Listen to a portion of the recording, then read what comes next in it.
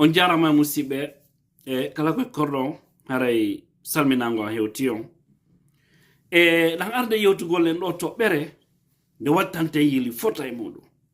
fota noon si wona ɗum wallahi ko moƴƴanta en bonana en ɗum noon koko humodi e honɗum on yi neɓiral noon colonel Mamadi Doumbouya no ƴetti décret noomi du gouverneur ɓe e nder leydi ndi les 8 gouvernorat de la Guinée ɗum ko gouvernorat on Conakry, Boké, Kindia, Mamou, Labé, Farana, Kankan e Zerekore ko ɗiɗo woni gouvernorat ji ɗi jerati la Guinée. Joni noon débat no arde muɗum ɗo duwaɗen wadde beaucoup attention itten calcul ji goo hakkilji goo e meɗen findinen hakkilji men ɗi findinen hoore men haray en yaali piji ɗin toujours e angle calculji goo ko tawata koko jonnata woɓɓe wonɓe innude au fait enen ko hoore men to yiɗanne watte yili fota surtout o période mo fewnuɗen ɗo période transitoire ko goɗɗo reni yo fanɗe par ce que ɓe jooɗi ɓe ɗo ko ɓe feƴƴude joni joni noon se wattanari yiila hara no hulɓinani en sabu yimɓe seeɗaɓe ɓe bonnana fof par ce que min ɗo buyi so yimi waɗi o vidéo ɗo yimɓe buyi contacti lanka privé en wallahi mi wawa yonnude ɓuuri yimɓe capantato tawata de ko ɓe mi wawi ɓen jangude message ji mum par ce que on tigi hennoto dolle message ji kene haray no jiɓude e hoore mum ko honno satisfaisata jamma o haray c'est pas facile a wawata tu peux pas t'en sortir mais berɓe mi hawrodir ɓe message ji mum woɓɓe contactan mi directement ene hi joni noon colonel Mamadi Doumbouya noomi ɓe yimɓe ɗo hi joni no ɓen no fof musiɗɗo men pullo ay goto ala nder ton kono no a yirɗa ɗum est ce que ɗa hooli o musiɓe so yi mi waɗi o vidéo mi jaabaka privé ji par ce que contact ɓelam buyi e femum ko minni ɓe joni faɗelam mi waɗa e vidéo fi fo yo henno message on goto ko miiji kon e muɗum e ko duwaɗen kon wadde ko duwaɗen kon kadi accude so tawi ɗe faala piji ɗi yo moƴƴu kasi so minni mi jaabotuno wonɓe lan contact de men fof ko ɗoni mi heɓatano mi gerda piji gono ton donc le mieux ko argol mi yewta ɗo ko mari kon e muɗum mi woola par ce que message ji no feƴƴinede e hoore ɗum kadi so daari hande plateforme ji ɗin WhatsApp vocal ji no feƴƴinede ɗum messenger vocal ji no feƴƴinede ɗum ko tawata yimɓe no wadde ɗumaji no oɗo e daari oɗo kadi ayi no woni arde ɗo ni mo nomude yimɓe tawata fulɓe ala e mum no arde wattide ni ko honɗum maɗɗi ɗon e kan haala yalte on débat ko faiblesse non yalte ɗum na Mamadi Doumbouya waɗi ko waɗi kon lagine on déjà ko haɓuɗo argol e nder leydi par ce que no andirton o ala hayka armée lagine o ala ton ko force spéciale on nani une force spéciale ko soori français ni nayi ɓaalo ko fuɗɗi servude lagine est ce que ce n'est même pas en 2018 Allah waɗi hakkil okin wa'awa hakkil etnoɓe yimɓe layfuɓe laaminoɓe ndi leydi c'est que clan Alpha Condé on tawata ils voient tous ethnique ko woni wo ko calcul ethnique porte barda joni noon jonnan ɗo e misal wonɓe innude o no honno waɗa ton pulla e goto ko pullo mbo falno ɗo wonɗon est ce que ko enen joguiti calendrier makko komɓe ɓen wolde ɗum ko non jogi ɗo joti calendrier Mamadi Doumbouya ɗon andi ko honno on ɗum anno essentiel on ɓe wonɓe wadde ɗon ko golle ko ɓe watta kon ɗon ñawirten ɓe wona indele maɓɓe ɗen duwaɗe darde par ce que wa fulɓe kan no wawno wonde ɗon ɓe wona yimɓe criminel ɓuuri ɓe wona ɓe innede no joƴƴinani ɓay min mi yeti ko min calcul leƴƴi mi ala e mum min naalde goɗɗo kono min sosojo maninkajo forestier jo moƴƴo fittanolan gonɗi no ɓurani mi pullo bonɗo pullo moƴƴon no mo welan mi ɓuri fof pullo moƴƴon mo welan mi ɓuri fof par ce que goɗɗo aɗa hawkatamo ma o no wona woniri wo kono ñaawe yimɓe ɓen e golle maɓɓe ɗen haray na e inde maɓɓe ɗen calculten mi andi non ko non mo pusude mi ɓe wargol par ce que alpha ko ɗum addi ukki hakkilde yimɓe jiiɓidiri leydi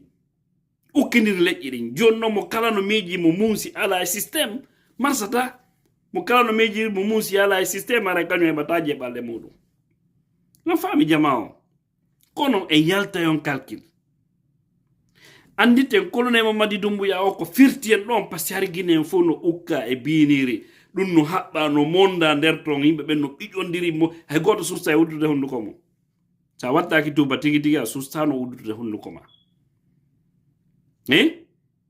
joni o ari pan le 5 septembre 2021 une date historique pour la Guinée goɗɗo ene wata hejjutuden ɗo guinéen hari ɓiƴike a meminoɗo ɗum ka babba yimɓe no kaguli no ara no nanga yimɓe yiɓe wara yimɓe yiɓe lancana yimɓe cuuɗi min noon min no ɗon ko dille par ce que boneji ɗin hari tiiɗi ɓe hukkindira leƴƴi joni o ari firti en nder en firti en itti ɗin ɓoggi ko alpha haɓɓiri jama on yaltini e nder nin biniri ko ukkuno en womɓe hande meɓe no fofude mo kala no wolde no welti on yiya juge no inna wonnoɓe ennude à l'époque kamɓe hari koɓe indépendant hande ɓe daroɓe inna nono hari gouvernement on no ɓittime hari ko ɓen wonno pusude men min jonna décision ji komin jonni o wayi ko mea culpa mo ɓe waɗi on tout récemment foppinɗo joni noon si colonel Mamadi Doumbouya ƴetti décision mum o noome yimɓe waɗiɓe poste ji ɗi o faala kono ɗum calculten ton inne fiyon nun enen pullo ala nder ton est ce que ɗon andi entourage Mamadi Doumbouya on tigi tigi est ce que ɗon andi hiɗon andi ko fulɓe jalo woni golludude makko ka gundo ɗon andi ɗum on anda mais c'est ko ɗum kadi woni importance on na kadi ɗum woni importance ko golle ko ɓe watta kon koɓe waɗir golle ɗe hoore nunɗal e peewal ko ɗum landi ɗen no on tigi no wiyete wo kono en yaltay ƴettugol hakkiji woɓɓe par ce que layya hay vocal yimɓe no sendita ɗum wa bonbon peera yimɓe koynta enen ko en fuusara koyen ni eni en 40% hiɗen warni wattitirni tawata e wender gouverneur en ronka e gouverneur goto on non importance on ko wonanten ɗon awa ado colonel Doumbouya fulɓe ara laamaki fulɓe jelo laamadino e alpha e ɗon andi ministre ɓe jelo heɓuɗen fulɓe kombo laamino gendarmerie lagine fof na pullo ɗum haɗuno awa ɓe wara pafayɓe ɓen ratoma ɗum haɗuno ɓorni ɓe teni ya wara yimɓe ɗum haɗuno fi pullo no laamino dow ɗon joni jamanu du andade ko systéme on enen à l'époque fendo fo doga eno nada yimɓe mum e armée enen mo yiɗa ono wakki sasahum mum il faut quitter Europe faut quitter Amérique woɓɓe no noon layade Sénégal layade Gambie layade Sarlon mimi on ta sori ma mawɓen tigi innanomin ɓiɗɗo natta sori yagal et pourtant opportunité koyɓe ɓen heeɓi o temps de Lansana Conté parce que Conté o fonno Guinéen fof o waɗi liberté so yimɓe layi fu ɓe ko no inna hande nono le commerce ko alpha honno Conté walliti yimɓe walliti leñol e affaire commerce on donc ɓe yanore jama o non Conté ko liberté waɗi e nder leydi joni noon kala mo ennoɗa à l'époque yo naatu soriyagal saro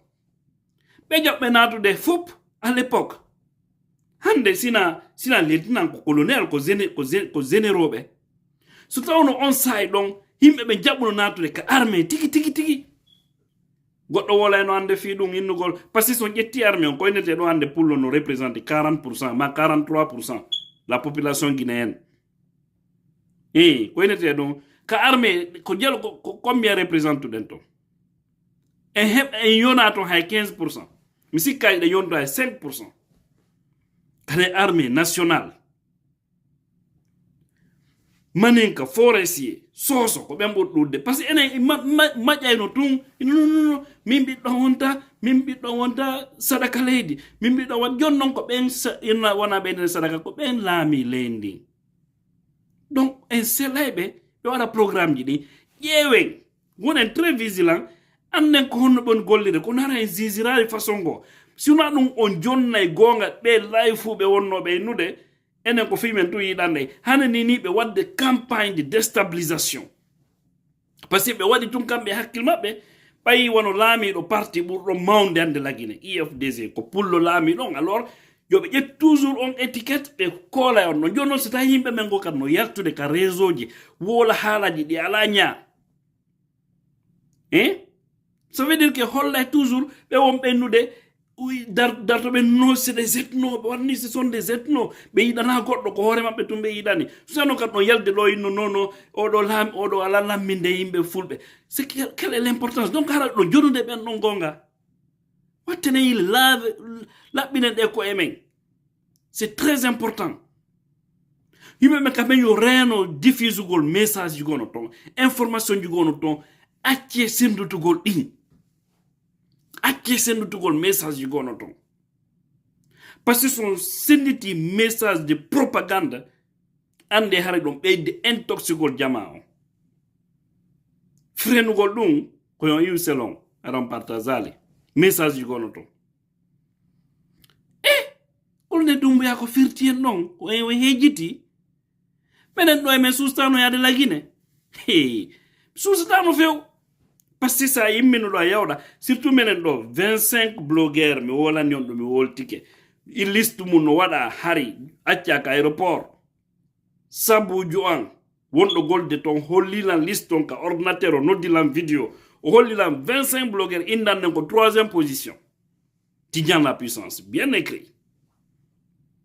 Fama Kanté, Madame Sissoko, Paye Gonsare, Guido Fulbe, ben fop, Jibril Azi, inde ben fono nerton. No hatali into de fodo. Non ko fi ame menen, parce que comme on wadde ko no dérange de be. Paye bi ko imbe life be hari, be kelda, alhamdulillah Allah okki en polgal e hore don, adani colonel Mamadi Doumbouya, libéri peuple. Ni c'est la zone ndare le 2 octobre. 2 octobre fait dans l'histoire de la Guinée harmi mi yali soufa en mobilisation fi fetugol indépendance la Guinée wallahi parce que jama fono welti ayna yimbe be haldan tawala goto aldana mais ndare c'était combien de fois le peuple était content était en joie jonno so tawi o waɗi nomination ji makko gouverneur be tawi pulla la ton eno le ko sori tungo wadi do ton so tawi non kanko be falno be yo wondo à travers les grades pulla e goto ala on grade don ko nu faldo no yo wadi don pulla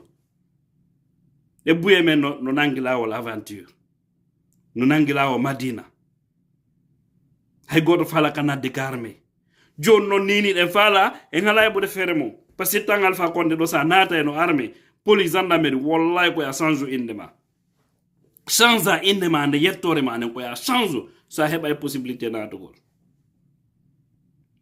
ko ya wadu Kuruma wada Kanté wada Doumbouya de non comme ça parce que Alpha Harou il a décidé il avait détruit le pays mais déjà il est dans le passé il n'a qu'à rester dans le passé seulement nous voulons justice parce que tonye makoden dudu joni woten wadu erreur jigo Doumbouya Selen Doumbouya woten andutu ko yande noy jiden ko feggiden no bay sen feggano ke yanata a woten andutu si o système on do fewndi do ni wote ko doɗen andutude de ko fala wiide ɗo ko ñande o ari libéri la Guinée le 5 septembre himɓe jelo wonno e kaso himɓe jelo soka himɓe jelo libéra ɓawoto mum ko himɓe jelo hetti kaydiji mum bloganoɗi hande ɓe wonnoɓe wadde ɗimboneji ko deedi ɓen ɓendi nini kramoko ɓen Guinée ko kamɓe woni millionnaire ɓe ɓen par ce que nini ko yaadu kramoko ɓe mapodi hoore maɓɓe mo kala no ɗaɓɓude no daɗira jama on no welti ɗon noon fiyo waɗi ɗon nomination ko ɗum waɗi toon débat ji e ɗum innugo ene none 43% no warni wattitirni tawata enen ala e gouverneur jo goto wona ɗum ndaara toon koye jelo woni karame ko jelo on toon officier ɓe jelo dara ɓe ƴettuɓe laamu ngu ka dadis kan laamino ɗo ko fulɓe jelo wonno nder toon tawa ko officier janduɓe tigi tigi ɓe en foppuɗen seli sina jooɗiɗo e bureau mum ko yahowo Madina ko yahowo aventure kono faala ɗon kamɓe soɓe jangiɓe gayni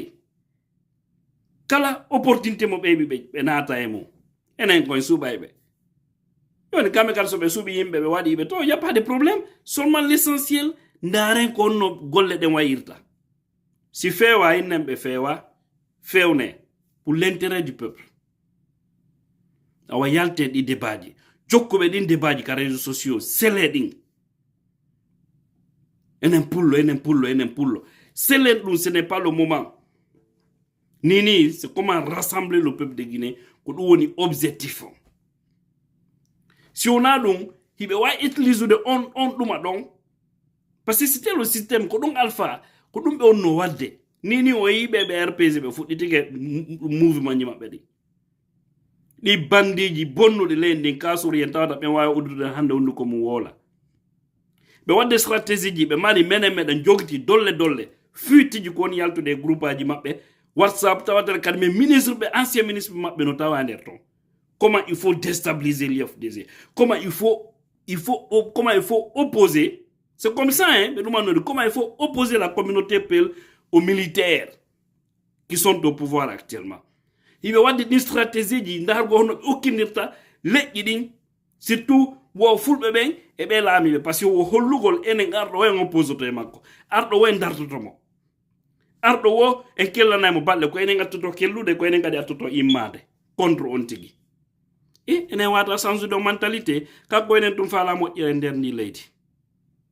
musiɓe wattana yili fota wona fi hande ara opportunité no jonna ma réseaux sociaux no woodi ara tun joɗɗa woola ko mijiɗa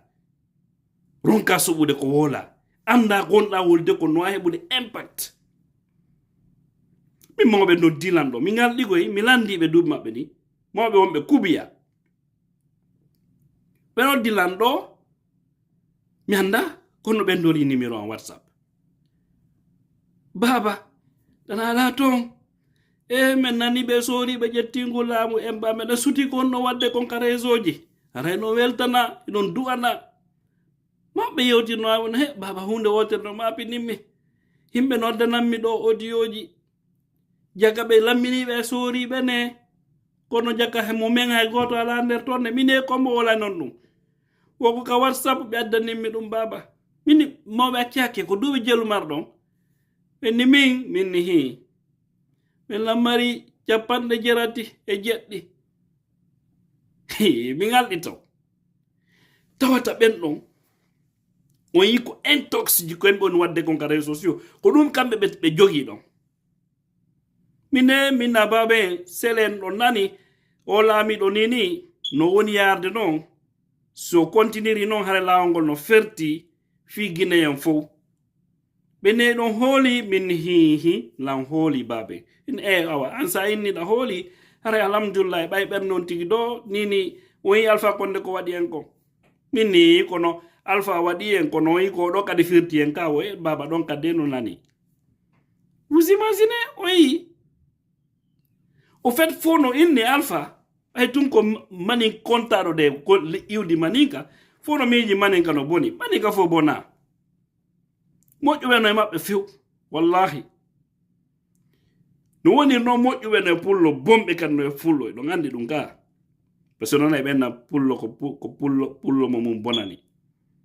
awa ko ɗo andi to leƴƴi ɗin fof façon ji ɗin fof no e mum min woolay ɗum min woolito donc accen on précisé nani mi jeeji on fi Allah onon ɓen jokkuɓe ɗin calcule ji siidi haray ko maninka tullami leydi l' essentiel koɓe gollu